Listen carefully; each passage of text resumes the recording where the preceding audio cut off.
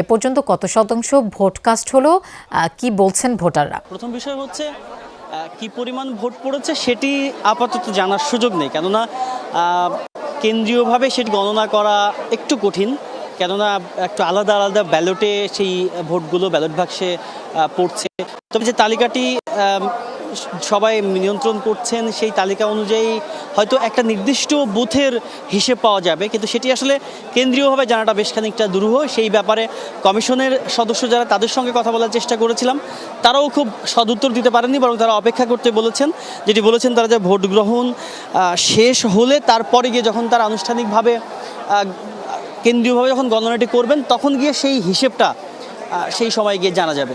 কিন্তু স্বতঃস্ফূর্তভাবে শিক্ষার্থীরা ভোট দিতে আসছেন সেটি ক্যাম্পাসের এই মুহূর্তে পরিবেশ কিংবা পরিস্থিতি দেখলে খুব স্পষ্টভাবে বুঝতে পারবেন।